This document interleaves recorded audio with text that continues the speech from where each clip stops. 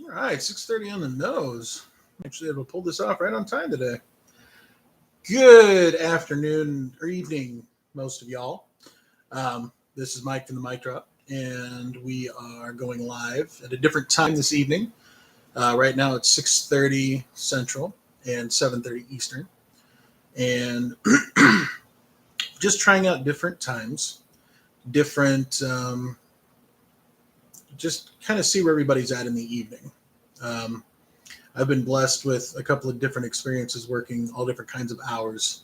And my middle brother actually has worked a second shift job most of his life. And I'm used to trying to cater to different hours, especially during the summertime, because my entire schedule adjusts a little bit to try to match with his. And it has for a while. But not knowing everything that you guys got going on during the summer, I wanted to try to do this sporadically with different times just to kind of see where everything kind of plays out. So if this is a time that is working for you guys, or you would like this particular time slot, the 6:30 ish Central, 7:30 Eastern, let me know because I'm going to start taking feedback as soon as now. But today's message and today's conversation is going to be a little bit different because in my own journey of self healing and recovery and getting back to a place where I am able to be the me that I want and choose to be instead of the me that people try to turn me into, it became increasingly important to understand the why behind a lot of the things that are going on.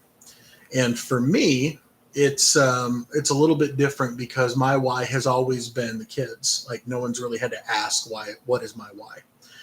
Um, However, in the advocacy that I've been doing at Middlebury Entitlement Schools for Middlebury Community Schools children, it's taken many facets. It's taken many dynamics. There's a lot of people involved. It's not just admin and counselors. It's not just teachers and students. It's not just the MTA and the administration office and those that they don't serve in between them. There's so many different facets to this, and I don't want anybody to ever feel like they don't have a place in this, even if it's not an advocacy against. And so I reached this out in more of kind of an empathic state because I know that there are many families and many children in Middlebury that are all hoping right now. And a lot of them are confused. A lot of parents are hearing this information for the first time that this stuff has been going on in the schools, and that the kids and what they're saying sometimes about their teachers is not just stuff that is rebellious teenage angst. And likewise, not everything that the teachers are telling about their kids is also gospel or the law. That may how it have been back 50 years ago in education, but that's certainly not the kind of student that we need for today's world, especially if we're going to try to have a better world than what we have right now. We need people that could probably think and do a better job than the people that are currently in place. That's always been my mission. But I've been catering a lot towards the unspoken in the mic drop, the truth that is not, doesn't have a voice, or it's sometimes hard to hear out of fear. People that have been marginalized, gaslighted, bullied, that have not had that voice to speak up or feel like they can do so without repercussion. So the aftermath of today is entitled Hope for a very particular reason. 4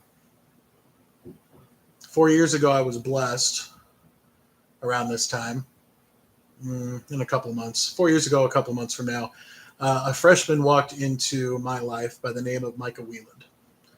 And Micah Wieland is and will always be one of my most favorite students for his sheer uniqueness when it came to school spirit, enthusiasm, motivation, and encouragement in ways that were far beyond his years coming into the high school as a freshman.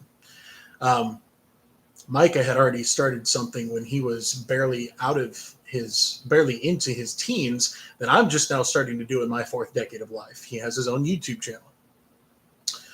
And I say I was blessed because he chose to have me on his cast for one time. He wanted to do an interview with what he called the most positive man in the building. And it was humbling for me because I always try to be the most positive man in the building, but rarely does anybody say, okay, yeah, here's the title you won. Because it's not why you do it, obviously. But to have that someone else had that perspective of me was very humbling. And it gave me a lot of hope. Even when things really started to get bad in the midst of the 8 years I was there, this was smack dab in the middle. It gave me hope that the kids saw what it was that I was trying to project, which was in spite of the toxicity that I was having to deal with. I always had hope. I never gave up, never ran out of hope that things could get better. And there was a time when I did. There was a time when I ran out of hope. And I'm going to share something. I'm going to share just a little bit with you guys because this is a very vulnerable topic for me. But I want you to understand what it took for me to lose hope. And it took more than Middlebury entitlement schools. So there's no corrupt establishment in the world by itself that's ever going to be able to take away my hope. Not when it comes to kids. Maybe for myself, but never when it comes to the children. I was born believing that the children are the greatest in the kingdom of heaven and therefore are going to be the greatest to serve here on earth. Never deviated from that my entire life. Never will. In fact, it's probably why I still have a baby face. You shine yourself around the youth long enough, you end up appearing more youthful. Unless you're a teacher and then you can constantly stressed out without getting the self-care and the support that you need, and then you have different ways of appearing. But for me, it was a combination of things. So the toxicity was present even very early on, as I mentioned with Steph Preem, and it continued on through with Kelsey Tote and the rest of the counselors that were there. And what kept giving me hope was that I was trying to advocate on the inside for a better relationship amongst us counselors, a better relationship amongst us administration to begin with. And it had kind of a deleterious effect. And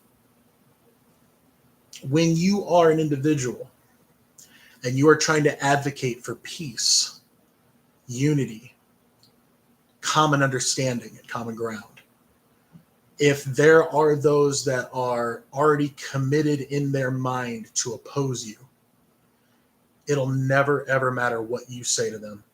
Not even if it's the best, most brilliant piece of advice or inspirational message you could come up with. They choose to be ignorant because they don't want the status quo to change. And for many of you guys, you've kind of heard me mention that a few times, how things have been and how things are trying to be kept in a way that is trying to produce kids more that obey than think. That's kind of the best way I'm going to continue to say it, because if I say it any differently than how I actually feel about it, it can get a little heated. But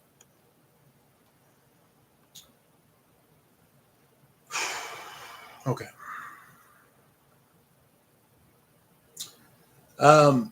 About 4 years ago, I was going through a transition in my own life. My marriage was ending at the time, and that's a little more private than what I want to put on here for right now. But it wasn't the easiest time to begin with. That plus the toxicity of what was coming from work. And this was all, maybe a year and a half right before COVID hit. So frame of context. A lot of stuff had happened. And in the transition out of that and into a different future, I opened myself up to a family. And for those of you guys that have known me, you've known I've wanted to be a father my entire life. I've always wanted to have kids of my own. While I was married, we did try and we were unsuccessful. And I was in a relationship with a young lady, and She and I were not trying, but as sometimes happens, even with responsible adults, accidents do happen. And we were able to conceive. Um, However, uh, Miles, as he is named, his name is Miles Jason Mulholland. My name is Michael Jason Mulholland. It was agreed upon at the time that the initials would have been awesome for us to share, even with our own individuality. And it would have brought a new generation into my family. Would have made my parents grandparents. Would have made me a father. You know. Unfortunately, right before, right as COVID hit and we shut down in that March, I remember. Um, Later on that year, we had Miles was growing, and he went to his appointments, and he was doing fine. Went to this first ultrasound, and he was bouncing around in the womb to the point where a nurse of 20 years or so said, she looked down at Jenny and said, it's a very active fetus.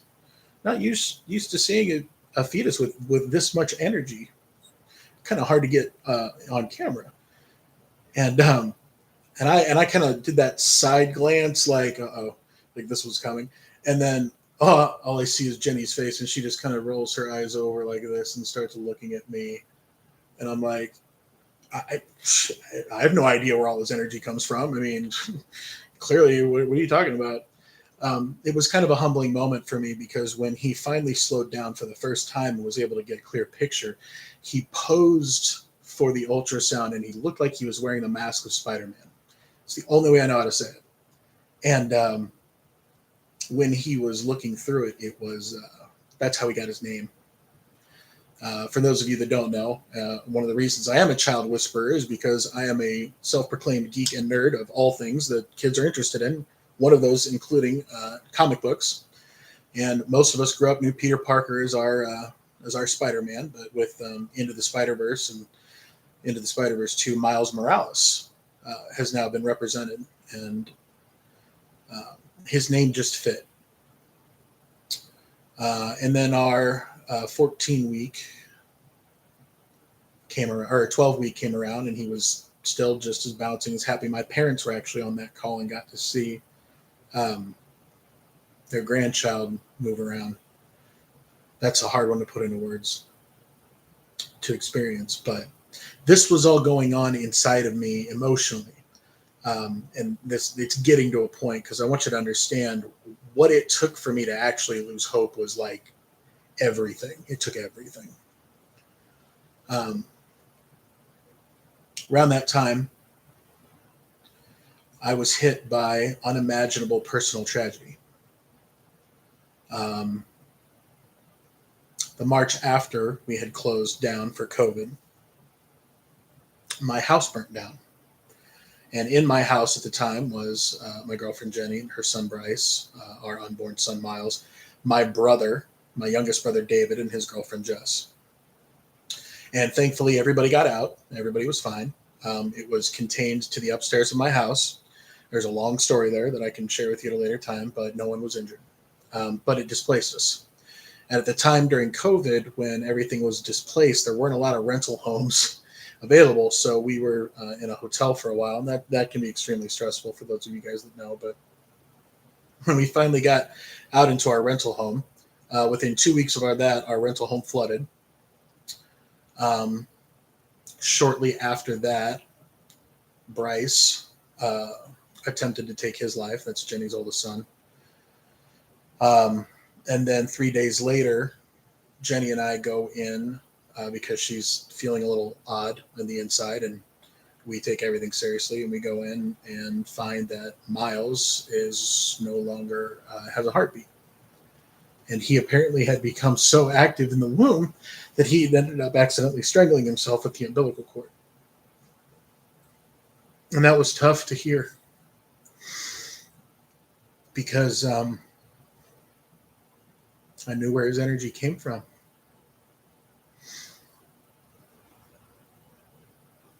And it can take a lot from you when you lose things that are out of your control that you love.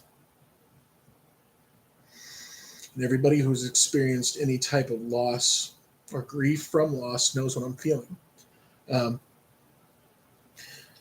but there was so much. I lost my house. Family that I had that we were trying to live together. We lost our home, and we were trying to still make it work. And then to have that, it's maybe a little bit too much information for you guys, but the worst thing that has ever happened to me happened as a result of that, because Jenny and I had to go into the maternity ward for 16 hours because it was too far along for a DNC. Now, I'm not going to tell you what all those details mean because some of you it would probably gross out. So if you're interested, you want to look at it, that's fine. But needless to say, it took a while for us to retrieve Miles.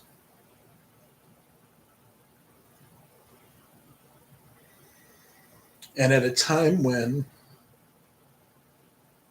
my house burned down after my divorce, without having kids, which has been my only dream of my life. And then to see one and be able to make memories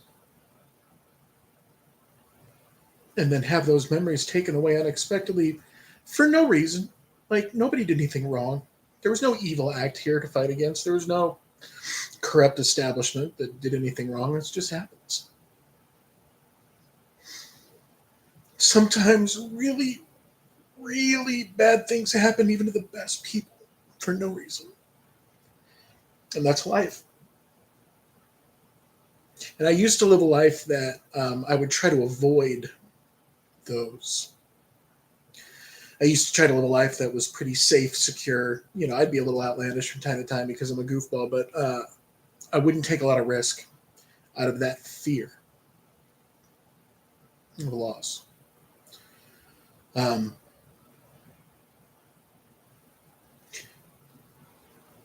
Inconsequently, but also effectively, 2 weeks after that, a car had pulled out in front of me and I T-boned them and completely totaled my first, what I called my big boy car. You drive sedans for a lot of your life when you are a young 20-something, maybe 30-something without a family. But when you start to have a family, you start to think about new vehicles, you know, things like that increase load. So I always wanted the Honda CRV or some kind of SUV because I always wanted to be the soccer dad. I always wanted to be like, you know, my kid was, you know, it doesn't have to be soccer. I played soccer, so that's kind of what I call it, the extracurricular chauffeur, the ECC. And I would be the guy that would just, you know, grab my son or daughter and go and, you know, grab the rest of the kids that were interested in activity and drive them there and make sure they got there safely and then got home safely, and kind of was the honorary guardian parent while they're there, which, you know, when you have children and you allow them to go stay at another place for the night, you know, the parents that are there kind of adopt them as their child for that evening and all the responsibilities. That was a dream. So I lost my big boy car too. Um, and that happened the day before my birthday. So if we're gonna put like like a kind of a bookend on like serious trauma on what it took to take the most positive man that Micah Whelan had ever interviewed in schools, all the way down to a place where he dark thoughts. That much trauma, and anybody would think about whether or not they would want to live. All the research I've done in the 10 years I've been as a counselor, those life-altering traumas that can create PTSD, some people don't even survive one. My therapist told me the other day, after talking through with me after everything, I have survived a dozen, all within the last 5 years. So what does it take for the most positive man in a school to lose hope? Here's when I lost it. And this is why it is important that I bring this here. During the time that all this personal tragedy was going on, I was still working. I was doing the best I could by the kids that I had. Was I on my A game? No. I mean, would you be? But I still gave it my A effort. I gave it the best I had, and I didn't take care enough of myself in the midst of that. I was too busy taking care of my brother and his girlfriend and their cat, and my girlfriend and his and her child and our unborn child, and then everything that was, the 400 kids they're assigned to me at Northridge, plus going and so forth. And it just, you get to a point where you've lived selflessly for so long, you just stop taking care of yourself, and it's just easier to live for someone else. It's easier to care for others' problems than it is for you to have to turn around and face your own. But it will kill you if you don't. And I love you guys way too much not to share that with you. I have never had a problem being real with my kiddos. Everyone knew when you came into Malahan's office, there was one rule, only one. We deal in the truth, period. No matter how hard it is, no matter how difficult it is to discuss, we will get through it together as long as it's the truth. And I'll fight for truth. Y'all see me. Y'all see me fight for this truth. No problem fighting for truths of others, ever. And so what it took for me to lose hope was having gone through all of that personal tragedy, most of it within 2 months, like 10 weeks. And my team, the team of counselors that I worked with, moms, all of them, multiple children, all of them.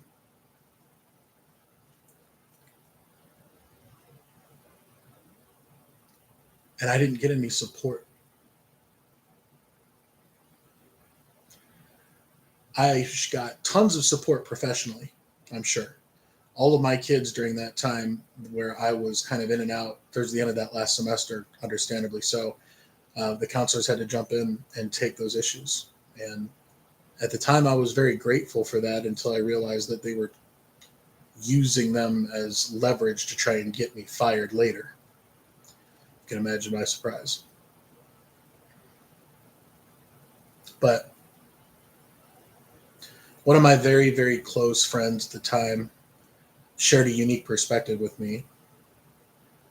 And she said to me that, if Malahan, if you had been a woman during all of this, I don't think they would have treated you the same way.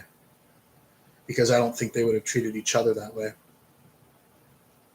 And I never looked at it from that perspective because I don't try to see, I'm too much of an egalitarian across the board where it comes to race, gender. I don't care. I don't care about labels. I don't care about identifiers. I don't care about pronouns. I don't care about, look, it's the same thing I said at the very beginning. You don't have to have an anything in order to have my love. You get it by just breathing and walking by. You got it. So I never put myself above or below anybody else. I always felt like I was at a round table. But the support that I got, professionally, it didn't do enough to save my life. And that's relevant to this whole thing because I don't know enough about John Homan's story to say that he and I are cut from the same cloth or have had the same experience. I can relate to what his suicide note said about how he was treated by other members of the school. I can relate to that.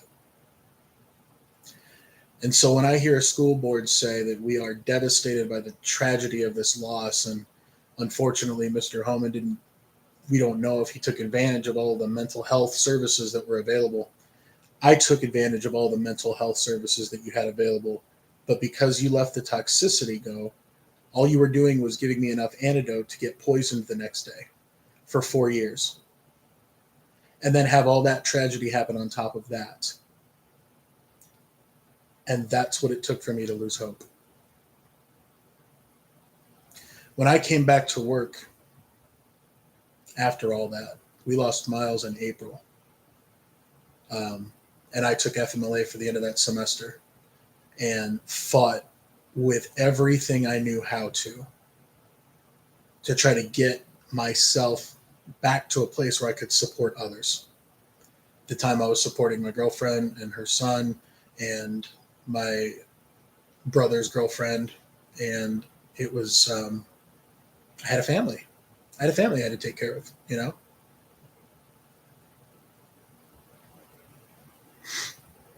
But it didn't matter as much to others as it did to me that I had a family. So I can only conclude that I didn't have the right kind of family. And then it starts to feel a little bit more like Middlebury entitlement schools. And that's part of what bridges this gap for me when it comes to hope. And this is not a message. Some of you with me to this point are still in tears, and I can feel it. And I love you guys. I really do. Perks and stuff of being an empath. Feeling the support from so far away, yet knowing the pain that they feel on my behalf. It's a double-edged sword. But I wouldn't change it for the world. What it took for me to lose hope was to go through so much personal tragedy to the point where a licensed therapist of over 30 years has said that I should not have recovered. And getting myself back to a place where I could be emotionally supportive for the children of Middlebury Community Schools that April, it took everything I had. And it wasn't enough. That year I sat down and my team had already decided that they wanted me fired. And I didn't have a say in it. Nobody talked to me. I'd tried for 3 or 4 years to have any type of mediation whatsoever to address the collective toxicity. And everyone avoided it like the plague because everyone wanted to keep it the way that it was.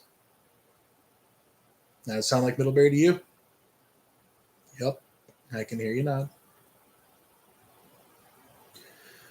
What took place that August going to the end of my tenure at Middlebury entitlement schools, because that's what it had become to me. Within a week, I had already felt targeted just by them changing rules of the office. Like, you can only go in and outside the guidance office door, so we could track your every whereabouts. I could wear an ankle bracelet too and go out any door if that's what would help, but no, we didn't want to do that. All right. They were committed to having me fired. I know this because I asked and I asked and I asked and I asked that entire semester, when are we going to sit down and talk? Because I constantly feel like I want to die working with these people. And I was told that we can't. I lost hope. I lost hope that our team was going to get any better. And after experiencing so much personal loss and that professional realization, I went to a place that was darker than I'd ever been. I didn't have any hope for myself at all. And it's at that point that I stopped working. I got through the end of that semester, and then I took myself off on a leave because I knew that I couldn't do the job that I was doing for the kids. I could always do the job that I was doing for the kids from day one of being hired until they decided to politicize it, make it more about money and CTE funding and STEM classes and local partnerships with the whatever. And it stopped becoming about the individual child and their needs. It started becoming about the collective needs of Middlebury entitlement schools. That's when I lost hope. And so for those of you guys that have been with me for this, half hour here of what it's like to lose hope, let me give you some things on the other side, because there's a second part to this that's going to come a little bit later.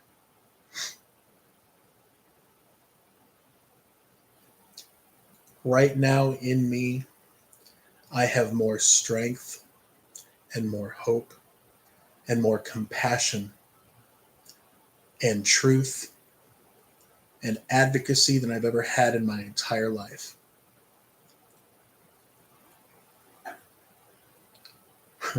When your therapist says that most people end up in a padded room after all that loss, and he's pretty candid, he's pretty cuts right to the point. And I told him, I said, a room with mattresses all around it actually would not feel that bad. It would feel very restful. But we weren't joking, because it's nothing to joke about. It's serious. It's hard to come back from the brink. And many of my students have. And many of my graduates have. And many of those graduates are helping some of your students right now survive their deepest and darkest times, especially when their counselors at the school could care less about their deepest, darkest times and only care more about why the graduation rate has dropped. Maybe because you stopped loving your children and started treating them more like numbers. Maybe when you had a collective plan for the educational future of the world based on the German model, instead of the child that's crying in the stairwell because nobody saw what had happened.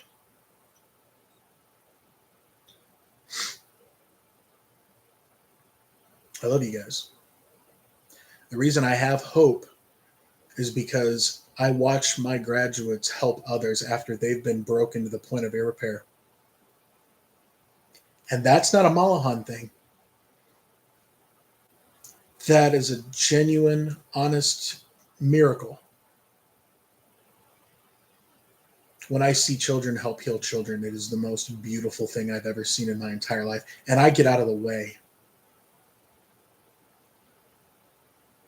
And I help facilitate healing because they're going to need to help themselves beyond high school, beyond me.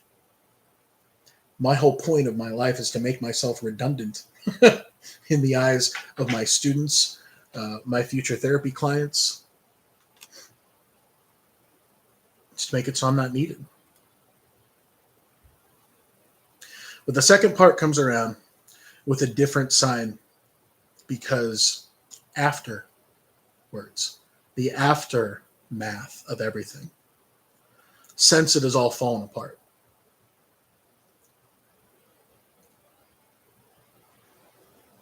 I have hope. And there are a few people that had to hold on to hope for me when I couldn't have it. And one of them was my brother Sean, and I will preach that. My father, Larry Malahan Jr., saved my life in this last year. It took a man who is 6 decades old, and you want to talk about a man that can understand logically so much, but was never given the gift of developing empathy and sympathy, not so much as his logicness. Thankfully, he married a fantastic woman who was full of emotion, and they've balanced each other out ever since. But he saved my life. I was still, after all of this, I was still in a very dark place, and it took my father growing in a way that I never thought he would to show me that hope was possible. And so I'm going to leave you guys with just this little bit of hope before I the next time that I go live, I want to tell you about all of the good things that have happened, which what has continued to give me that hope.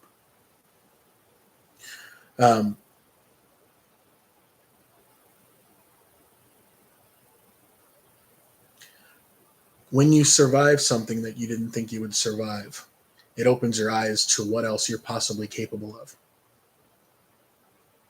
I survived emotionally things that should have handicapped me in my ability to be a counselor for the rest of my life.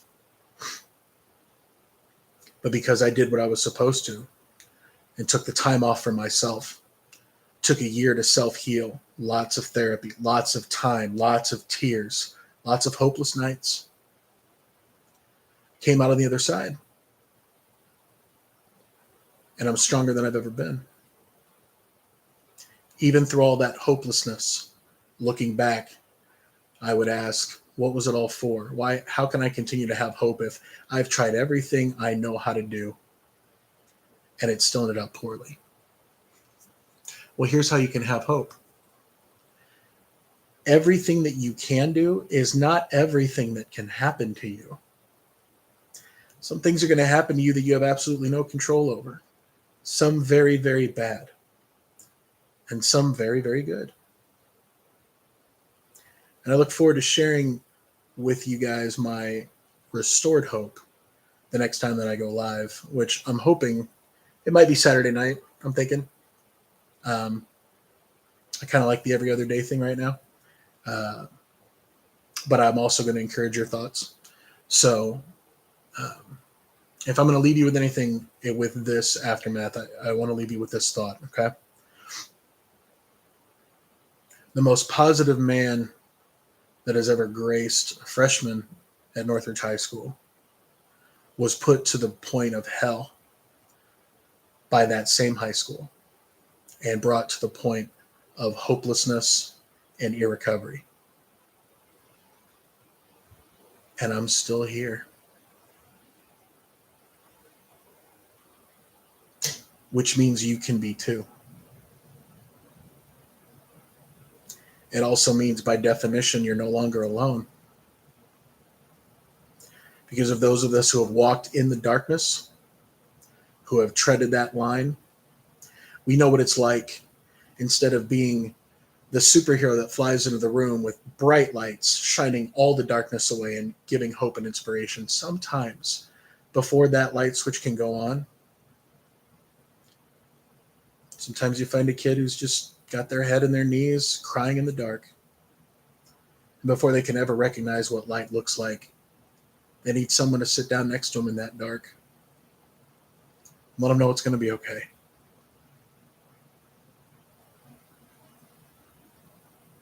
That you survived the darkness like this before. And you can give hope to someone who's hopeless. You can. I love you guys. Thanks for being with me while I share my heart. And I look forward to talking to you guys hopefully in a couple of days.